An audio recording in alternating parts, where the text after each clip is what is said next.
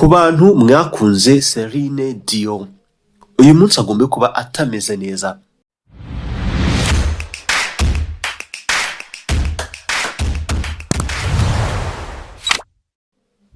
Ni amashusho amaze igihe atambuka ahantu henshi, asa n'uri mu buribwe, nta mahitamo afite, neza akomerejwe. Ibi nibyo wamenya ku bwoko bw'indwara yafashe uyu mugore w'ikirangirire ku isi, uyu munsi akaba atakibasha kwifasha. Stiff person syndrome ni iki? Stiff person syndrome ni ubwoko bw'indwara burangwa no kugagara kw'inyama z'umubiri ndetse n'ibinya biryana cyane umubiri hafi ya wose. Byizerwa ko ari indwara aho umubiri ubwawo wirya, aho ubwirinzi bw'umubiri busenya kandi bukagaba ibitero ku tunyangingo tw'ubwonko, cyane cyane inzira z'ubwonko zikora ibizwi nka GABA. Cyumva nk'ikinyabutabire gifasha mu guturisha ubwonko. Udafite iki kinyabutabire cya GABA mu bwonko bwawe, utunyangingo dukoze ubwonko bwawe dukora ubutagenzurwa ku buryo inyama z'umubiri zigagara ntizirambuke.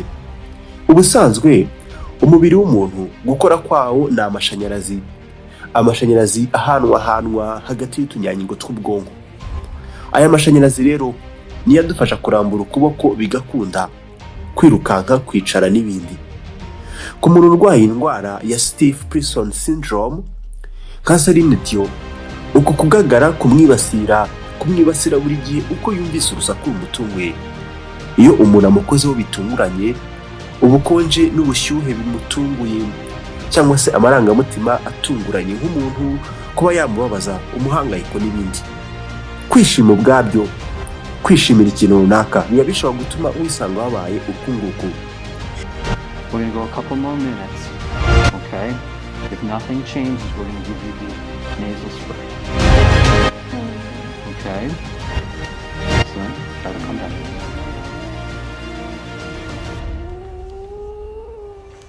Iyo indwara igeze ahabi, hari n'ubwo kugagara gukabya, amagufwa yawe akavunagurika, ndetse mu mahuriro y'ingingo hakifunga. Aho ni mu mavi, mu mahuriro y'ukuboko n'inkokora n'ibindi. Uku niko iyi ndwara yibasiye Celine Dion. Ubwo yakoraga ikiganiro yise I am Celine Dion, nibwo yatanze ishusho y'ukuntu iyi ndwara yahinduye ubuzima bwe. Nsigaye numva kuririmba bimeze nko kuba umuntu ari kuniga. Yari amagambo ye. Ukugagara kw'inyama zikora ijwi gutuma ntabasha kugenzura ijwi ryanjye, by'umwihariko ndi kuririmba. Yavuze ko inyama zigize umubiri we ndetse n'ingingo nk'amaguru n'amaboko bitakiyumva uko byari bisanzwe. Abashobora kwitura hasi nk'ishusho iteretse ku butaka.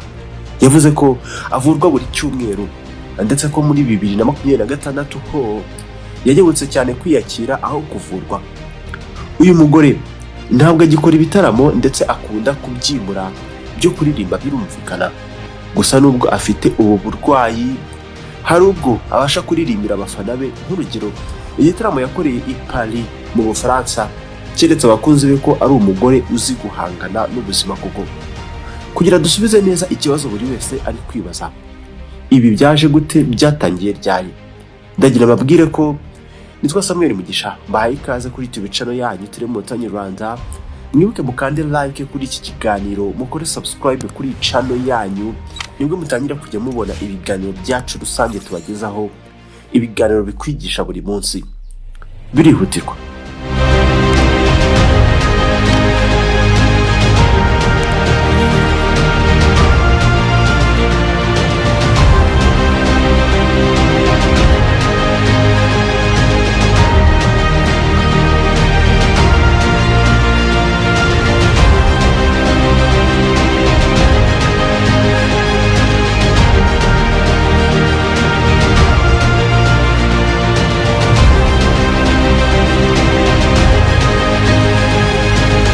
Uyu munsi Celine Dion afite imyaka 57 kuko yavutse mu kwa gatatu tariki 30 mu 1968. Yavukiye i Quebec, ni muri Canada. Tugendeye ku makuru ahari, Celine Dion uburwayi bwamutangiye kare ugereranyije n'igihe abantu babimenye. Ibimenyetso mu bya mbere by'indwara byamugezeho mu 2008 aho yabaga ari nko kuririmba akumva ijwi ritangiye gutitiza buri uko agerageje kuririmba ijwi riri hejuru. Byagiye kugira mu 2010 ibimenyetso byararetse kuba ibyijwi gusa ahubwo byarakwiye umubiri wose. Yagerageje kubana nabyo uko yagagaraga umubiri wose. Mu kwa 10 mu mwaka wa 2021 yari ategerejwe mu gitaramo muri Las Vegas. Yikererwa kubera uburwayi bwamutinzeho nubwo atigeze avuga ngo atangaze ibyabaga. Yashyize abwira abantu mu kwa 12 2022 ko yasanzwemo indwara nk'iyi.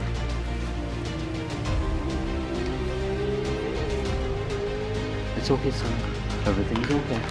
Celine, you've got all your team here. Yivugira We're all with you. yavuze ko yirengagije ibimenyetso by'indwara igihe kirekire ku buryo yagiye ikamurenga ikaba mbi agamije kugerageza kugumya gukora akazi ke. Ibintu byari gushoboka hari kwirwanya kare. Ibi natwe byanatuviramo isomo. Ubuzima tujye tubutabara kare.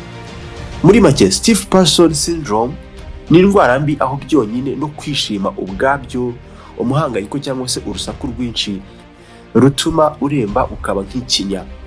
Nuko Celine Dion, umuririmbyi twemeye turi benshi, yisanze ibintu yakundaga agiye kuzajya bikora gake kandi nta yandi mahitamo afite. Abashobora kuba yishimye uko yaririmbye cyangwa se yishimiye uko yaririmbiye abantu neza, ubwo akaba aragagaye. Ubuzima ni ubusa.